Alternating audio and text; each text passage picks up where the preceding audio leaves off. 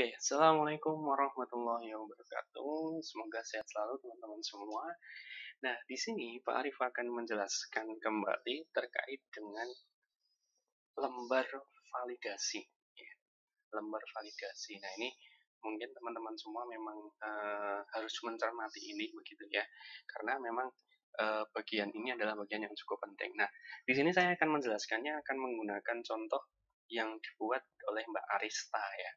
Ini jadi saya sekaligus ya ini memberikan masukan ya, memberikan masukan ke Mbak Arista sekaligus nanti saya juga akan membahas bagaimana idealnya begitu. Nah, oke langsung saja ya, seperti yang kita pelajari kemarin bahwa alur yang pertama dalam sebuah validasi instrumen itu adalah surat permohonan ya, surat permohonan. Jadi yang pertama kali di sini Mbak Arista sudah membuat ya. Tetapi perlu diperhatikan di sini judulnya adalah surat permohonan validator ya. Surat permohonan validator, tetapi isinya adalah yang bertanda tangan di bawah ini, nama ini, NIDN, pekerjaan, bidang keahlian ya, dengan ini menerangkan bahwa instrumen bla bla bla ini ya. Intinya adalah di sini ada surat justru menjadi surat keterangan begitu. Nah, jadi kan tidak sesuai, ya kan? Nah, maka teman-teman semua, sebenarnya konsep surat permohonan bukan seperti ini, ya. Kalau ini namanya adalah surat keterangan validasi, begitu, ya. Nah, untuk membuat surat permohonan, di sini sudah saya siapkan, ya. Ini contoh kemarin saya mengembangkan sebuah media pembelajaran, begitu. Saya menggunakan surat permohonan validator, yaitu kepada Bu Lilis, ya. Jadi di sini formatnya gaya selingkungnya sebenarnya sangat bergantung dari masing-masing mahasiswa ya. Tetapi mungkin teman-teman bisa merujuk gaya selingkung yang saya gunakan ini. Jadi di sini tanggal tanpa tempat ya. Kemudian di sini ada yang terhormat, tidak pakai kepada ya. Kalau kepada langsung kepada DRA begitu. Tetapi kalau yang terhormat sudah cukup yang terhormat saja. Kemudian yang terhormat DRA Lilis ya, tidak boleh Ibu DRA Lilis, nggak boleh ya, nggak boleh langsung gelar nama atau sapaan namanya siapa begitu ya. Kemudian alamatnya di mana, ya, lokasinya di mana begitu. Assalamualaikum warahmatullahi wabarakatuh. Nah, kemudian di sini ada bagian permohonannya, ada klausulnya ya. Kalau teman-teman tidak punya klausul ya nanti bisa dibuat langsung saja ya. Dengan ini begitu langsung nggak apa-apa.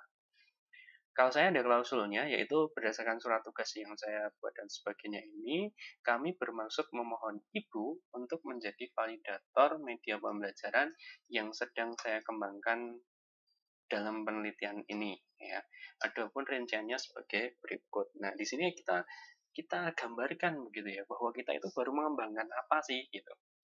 Kemudian nama media yang mau divalidasi itu apa sih gitu. Ya.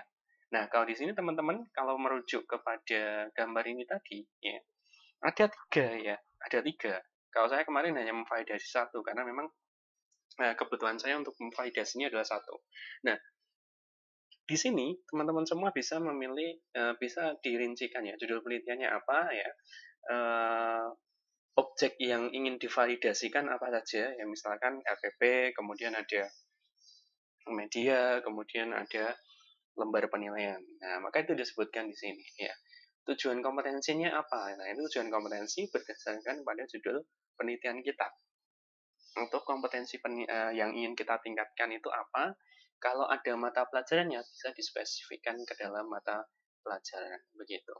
Kemudian demikian surat ini kami buat atas bantuan dan kerjasamanya kami ucapkan terima kasih. Ketua penelitinya siapa? Gitu. Kalau teman-teman langsung dituliskan penelitinya siapa, gitu ya. Nah, maka dengan konsep ini adalah ini yang dinamakan dengan konsep atau surat permohonan ya, memohon kepada yang bersangkutan ya. Jadi ini untuk Mbak Arista mungkin di bagian ini perlu disesuaikan kembali ya. Kemudian yang kedua, nah di sini yang kedua adalah di sini ada silabus ya. Nah silabus ini silahkan mau divalidasikan atau tidak. Saya mungkin untuk silabus saya tidak begitu merekomendasikan ya. Kalau saya yang merekomendasikan adalah lembar validasi untuk yang RPP-nya ya. Nah, di sini kita cermati satu persatu ya. Di bagian lembar validasi perencanaan pembelajaran di sini, yang pertama kita tuliskan judulnya ya. Judulnya apa? Kemudian sasarannya, yaitu adalah untuk meningkatkan apa? Kemudian mata pelajarannya apa? Ya. Nama penelitinya siapa dan nama validatornya siapa. Nah, di sini kan berisinya adalah petunjuk ya. Lembar petunjuk ini tadi kita lihat lembar petunjuk yang pertama. Lembar diisi oleh validator, sudah jelas. Maka ini tidak perlu kita tuliskan. Ya. Lembar validator, ya lembar diisi oleh validator sesuai dengan rencana pelaksanaan pembelajaran yang telah dibuat. Nah, penjelasan seperti ini tidak perlu ya. Tidak perlu. Ini mending dihilangkan saja untuk mengefektifkan kita. Kemudian yang kedua, berilah tanda centang ya. Ini centang saja, tidak usah pakai cek pada kolom nilai yang setelah disediakan ya. Nah, ini ada kriterianya, skor 4 itu bermakna apa, 3 apa, 2 apa, 1 apa gitu. Kemudian di sini ada indikatornya ya. Nah, ini dibuatnya proporsional ya. Ini secara ukuran masih kurang proporsional, tinggal dimampatkan ke kanan begitu. Nah, kemudian ini isinya. Nah, kemudian di sini kenapa ada skor total dan ada jumlah skor total begitu ya? Maka menurut saya ini tidak efektif ya. Menurut saya tidak efektif. Ini langsung saja dibuat menjadi skor total ya. Ini kita delete, kemudian ini kita merger ya, merger. Nah, seperti ini langsung saja dituliskan ya. Nggak perlu menjumlah satu per satu dari atas ke bawah. Oh, ini jadi totalnya nilainya berapa, sehingga kita bisa menghilangkan nih ya bagian ini begitu ya. Nah, kemudian di bagian ini ya, saya turunkan saja. Di sini kan akan muncul ya, muncul semacam jumlah ya, jumlah skor total dari yang sudah didapatkan ini. Nah, maka teman-teman semua harus mengkategorikan ya, rentang nilainya berapa. Rentang nilai sangat baik itu ketika apa? Oh, ketika dia memperoleh nilai 4 semua. Ya, itu kan maksimal ya. Nah, maka kita buat range. Nilai maksimalnya itu adalah 76. Maka 76 dari angka berapa sampai 76? Nah, ini ada rumusnya. Rumusnya adalah ketika kita mau mengambil kriteria yang pertama, maka nilai tertingginya adalah 76 ya. Di sini ada sekitar berapa ini ya? 1 2 3 4 ya. Ngitungnya ini ya, saya tunjukkan 1 2 3 4 5 6 7 8 9 10 11 12 13 14 15 16 17 18 19 ya. Benar 19 ya. Ya. Ada 19 kriteria ya. 19 kriteria. Ya. Ada 19 kriteria. Nah, teman-teman semua, kalau 19 kriteria ini tadi semua mendapatkan 19 kriteria kalikan 4, itu kan sama dengan nilai maksimalnya adalah 76 ya. Nah, maka ketika kita pengen membuat range ya, membuat range itu adalah caranya adalah dari 19 kriteria 19 ini tadi kita ambil nilai minimalnya. Nilai minimal di bawahnya adalah 19 dikali kriteria ya. Kriteria dikali dengan 3 kan. 19 kali 3 berapa? 57 ya. Ya, 57. Nah, maka dari kedua angka ini tadi kita membuat range-nya bukan 57 sampai 76, bukan. Karena kita ada 4 kriteria. Ya. Bisa turunkan saja. Kita kan punya ada 4 range ya, 4 range. 4 3, 2, 1.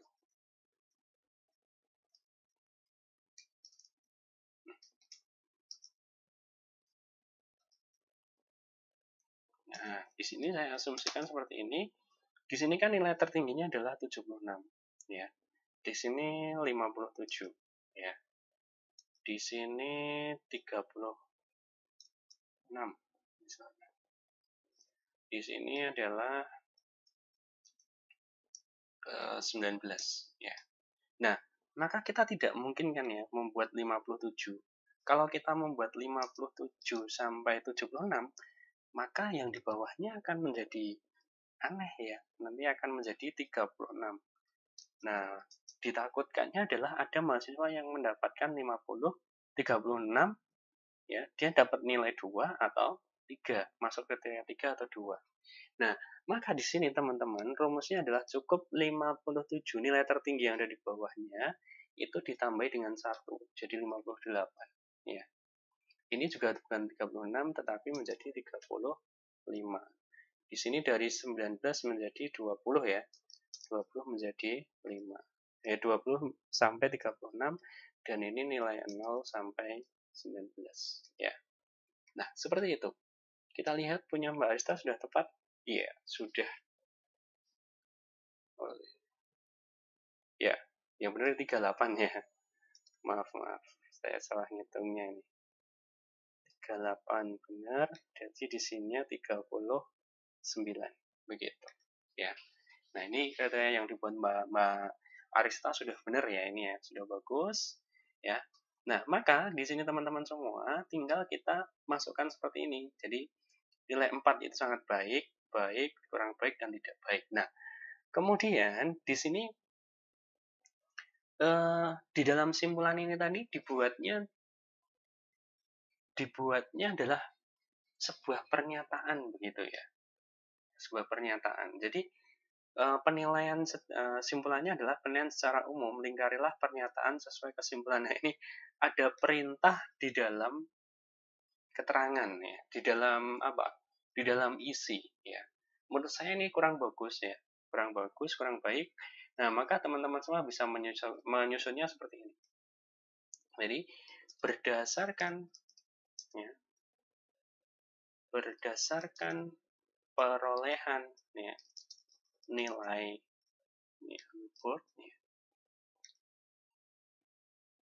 nilai di atas ya, maka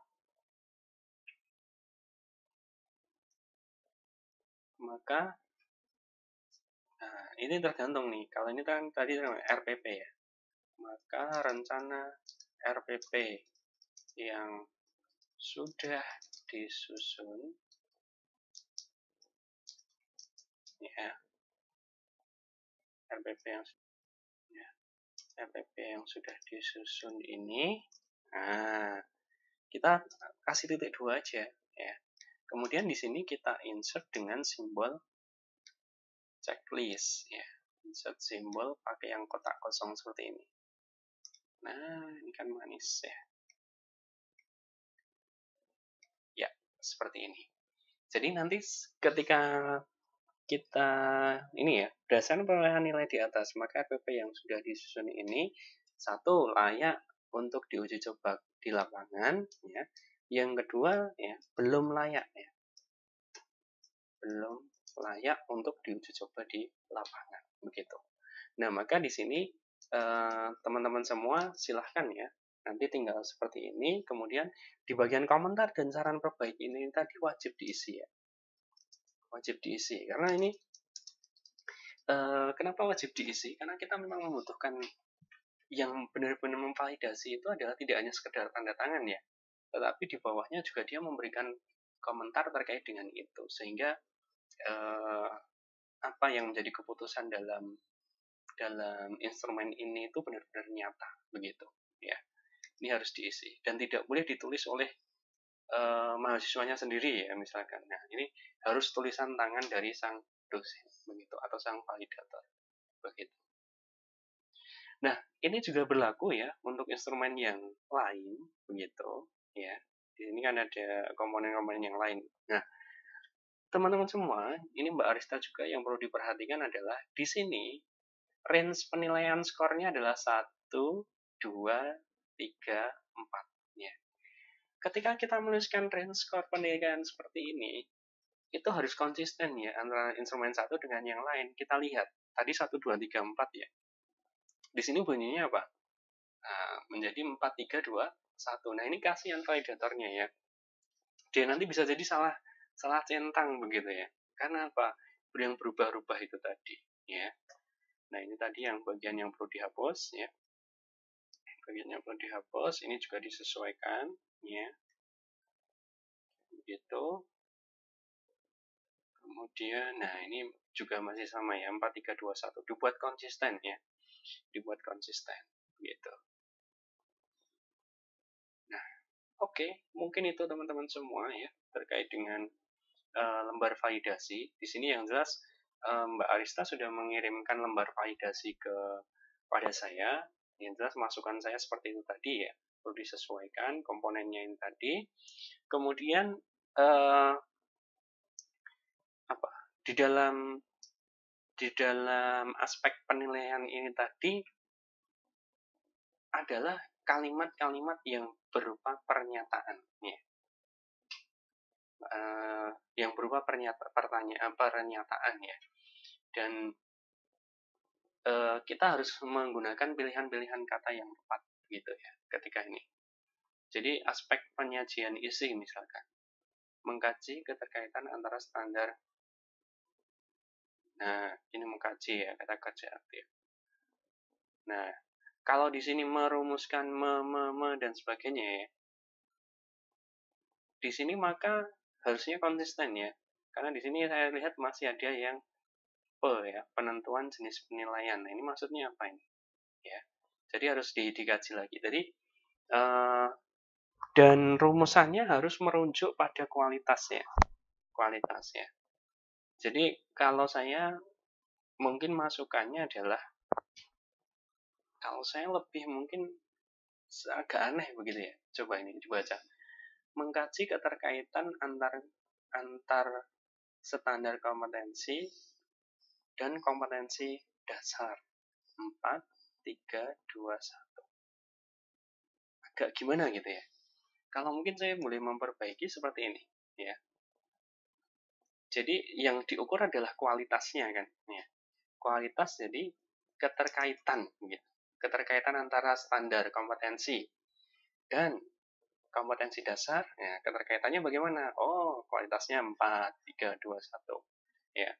Kemudian yang di bawahnya juga mengidentifikasi materi yang menunjang pencapaian. Nah, langsung saja ya. Materi ya. Materi menunjang pencapaian KD ya. Kemudian kedalaman dan keluasan materi gitu aja toh. Langsung ya. Pemilihan materi ajar. Oke. Kemudian kegiatan pembelajaran dirancang dan dikembangkan berdasarkan SK dan KD.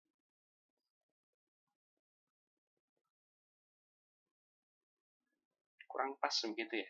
Kalau dari rumusannya kurang pas menurut saya. Jadi kalau ini kegiatan pembelajaran dirancang dan dikembangkan berdasarkan SK, KD, dan potensi siswa. Nah, di sini lebih sesuainya adalah rancangan pembelajaran